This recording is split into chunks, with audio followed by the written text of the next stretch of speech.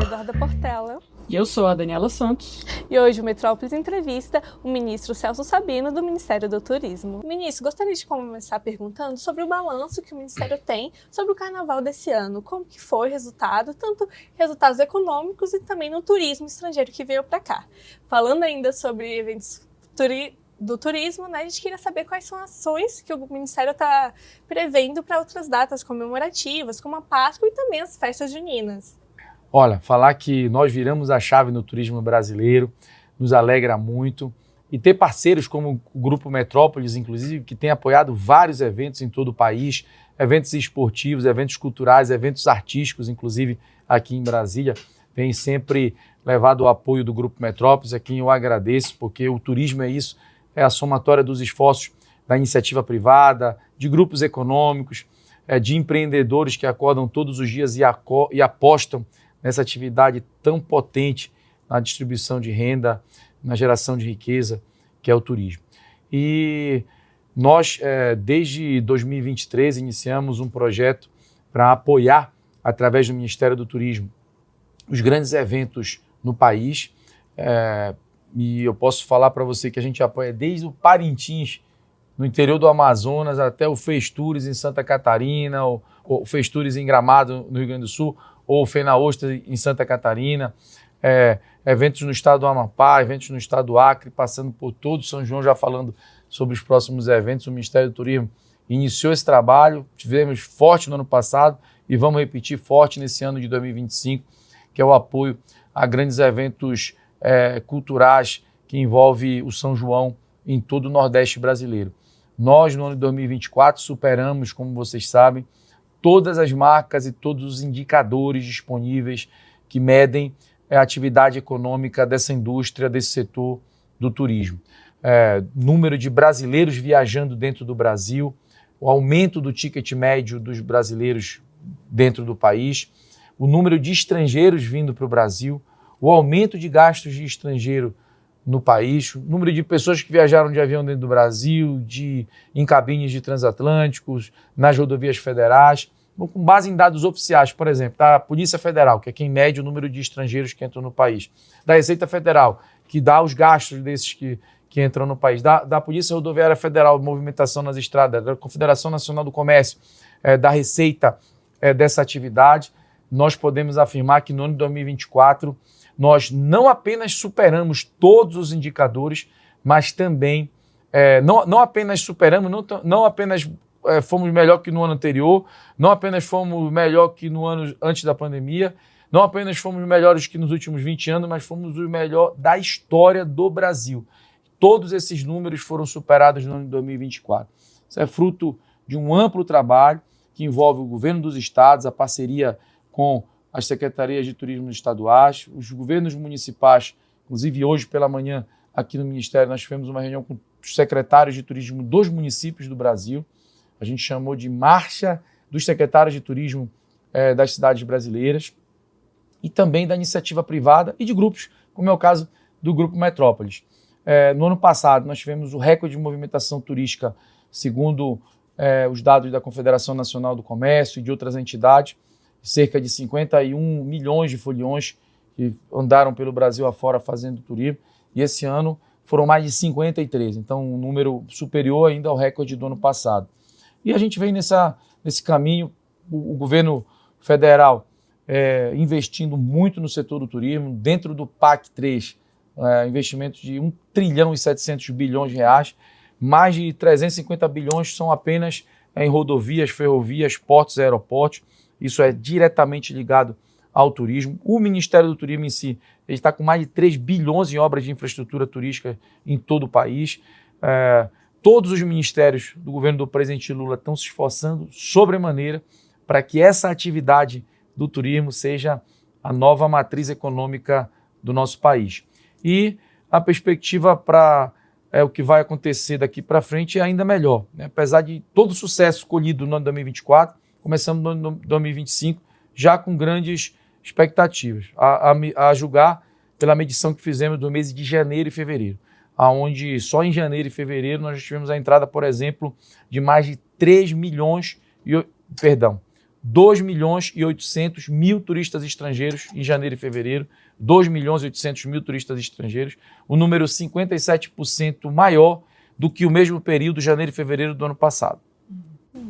Ministro, o senhor falou sobre grandes eventos e um desses exemplos é a questão da Prefeitura do Rio trazer grandes shows de grandes artistas para a Praia de Copacabana, né? Ano passado a gente teve Madonna, agora no mês que vem a gente vai ter a Lady Gaga. E como é que o senhor avalia essa estratégia de trazer esses grandes artistas para movimentar a economia local? Existe possibilidade do governo federal entrar com uma iniciativa semelhante a essa para expandir esses shows para outras cidades? Como é que o senhor avalia isso? Bom, grandes atrativos culturais, artísticos, eles servem para provocar uma grande movimentação de pessoas. Você vê o show da Madonna no Rio, levou milhares de pessoas para a cidade e a ocupação dos hotéis em várias regiões da cidade do Rio com ocupação plena, 100% dos leitos ocupados.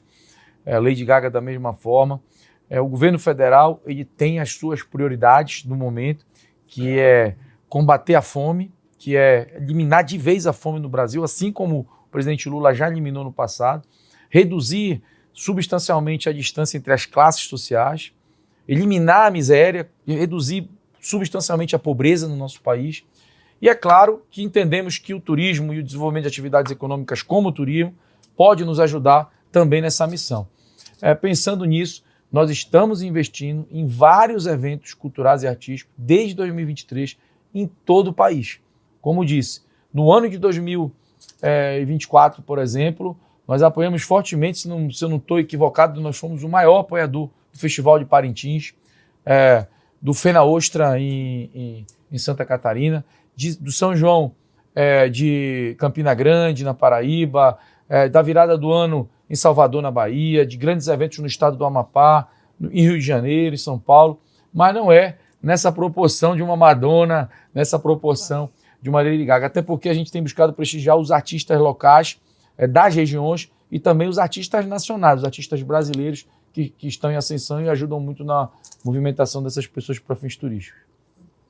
Ministro, agora falando um pouquinho sobre o final do ano, né? Em novembro a gente vai receber aqui a COP30 em Belém, da sua cidade, né? Inclusive, a gente queria saber quais são os impactos que o Ministério do Turismo está prevendo para esse evento e como que o governo vai apresentar Belém para o mundo. Bom, vai ser a COP de maior perspectiva da história, onde, sem dúvida nenhuma, os líderes globais terão pela primeira vez uma oportunidade de falar sobre mudanças climáticas e preservação do meio ambiente dentro de uma floresta tropical. E não é qualquer floresta tropical, é a maior floresta tropical do planeta. O bioma no mundo que reúne a maior quantidade de espécies vegetais e espécies animais, que é a Amazônia. Belém é considerada como a porta de entrada da Amazônia. E os líderes globais que querem conter as mudanças climáticas, que querem, ao invés de não apenas reduzir ou eliminar a devastação florestal, mas mitigar o que já foi feito, vão ter a oportunidade de ver, efetivamente, que a Amazônia e as florestas tropicais ao redor do mundo não são apenas copas de árvores que são vistas por satélite.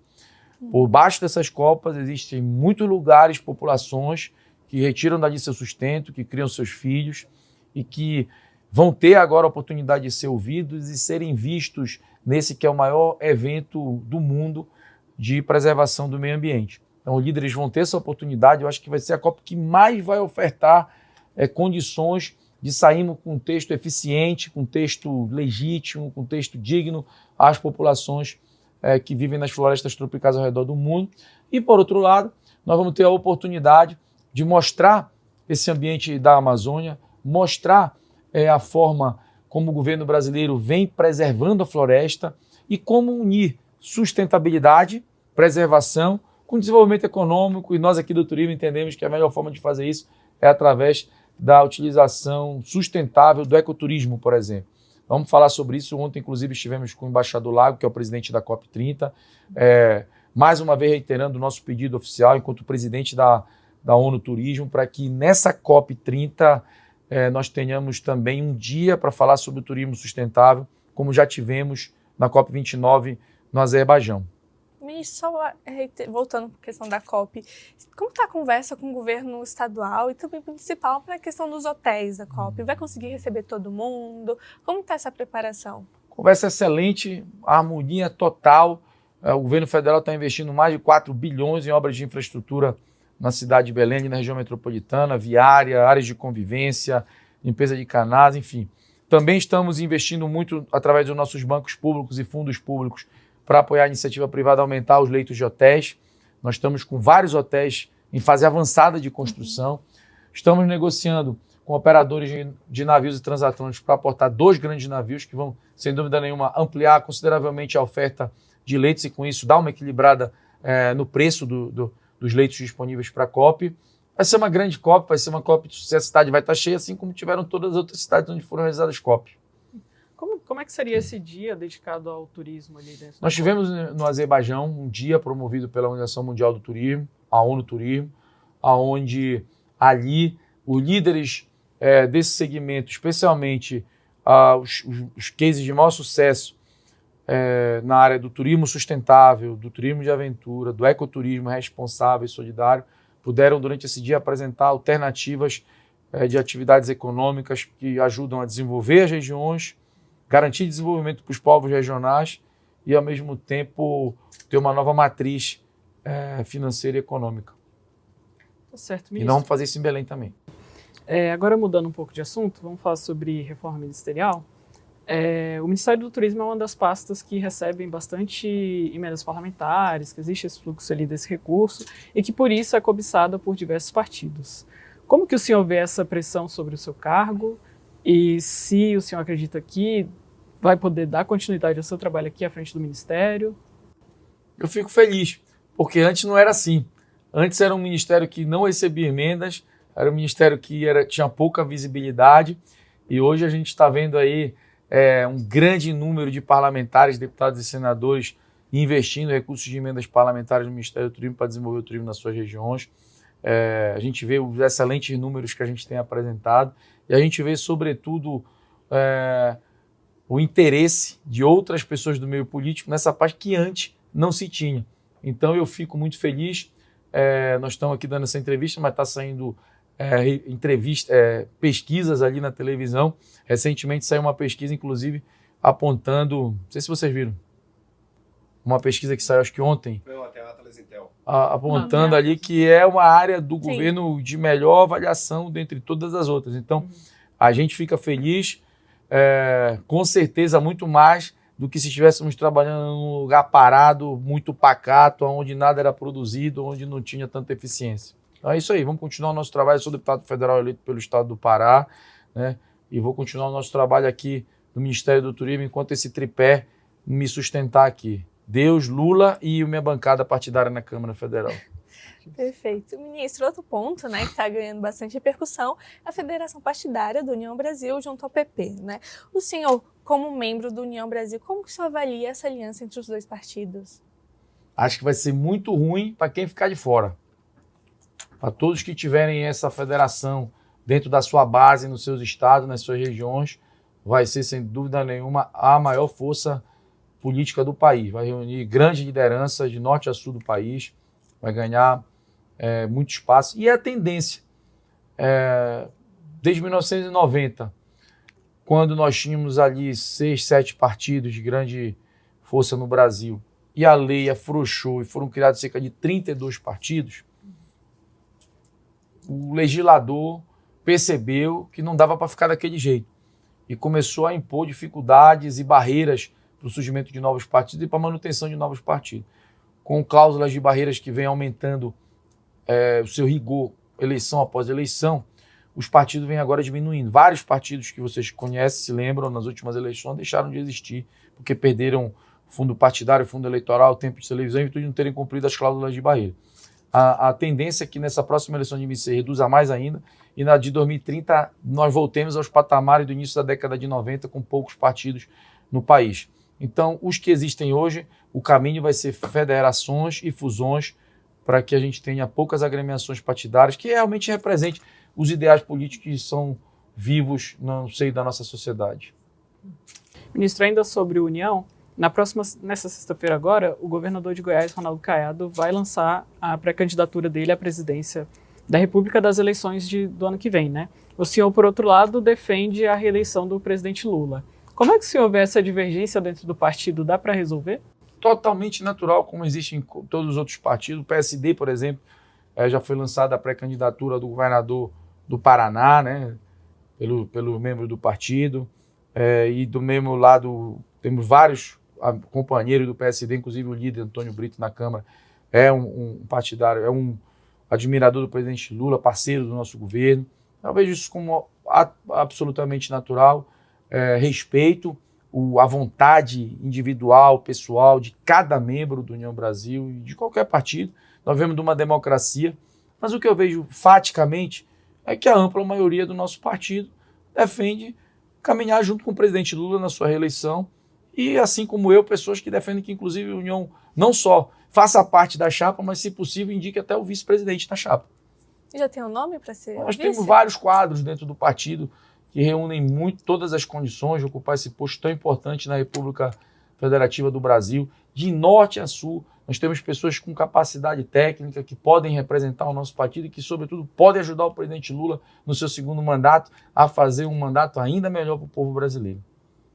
Perfeito. E, ministro, nessa quarta-feira, né, foi divulgada mais uma pesquisa Quest sobre a avaliação do governo Lula, que teve uma piora em comparação com a pesquisa anterior. Na sua avaliação, o que demonstra essa pesquisa e o que o governo pode fazer para melhorar o resultado daqui para frente? O governo está trabalhando muito para melhorar a vida do povo brasileiro. Nós aqui do turismo, por exemplo, temos números excepcionais e se eventualmente há uma crise em algum setor ou outro, não é no turismo. Isso pode ser atestado pela frequência e pela movimentação dos nossos aeroportos, pela frequência e pela movimentação das nossas rodoviárias em todo o país. O brasileiro, segundo os dados oficiais, está viajando mais pelo Brasil e está gastando mais pelo Brasil. Então ele tem recurso, está com dinheiro no bolso. Nós ostentamos números aí de taxas de desemprego excepcionais. A última que saiu do IBGE é 6,2% de desemprego. A gente está vendo as coisas acontecerem. O brasileiro passando a amar mais o seu país, a ter cada vez mais orgulho do Brasil. Eu não tenho dúvida que quando chegar a hora da gente fazer campanha, quando chegar o momento político partidário, nós vamos entrar de corpo e alma e cabeça dentro aí na eleição. E esse momento não é agora, o momento agora é de trabalhar para que chegamos em eleição. E como disse ontem numa entrevista, tenho toda a convicção de que nesse momento o presidente Lula vai chegar com tudo, vai chegar com toda a força e vai chegar imbatível. Inclusive, eu não temo me arriscar em dizer que nós vamos ganhar essa eleição em 2026 no primeiro turno. Ministro, gostaria muito de agradecer por tirar esse tempinho, conversar um pouquinho com a gente e apresentar todos esses dados, né, do Ministério e também as expectativas para o futuro, tanto do governo quanto da sua pasta. Obrigado também, conte sempre com a gente, continue ajudando o turismo.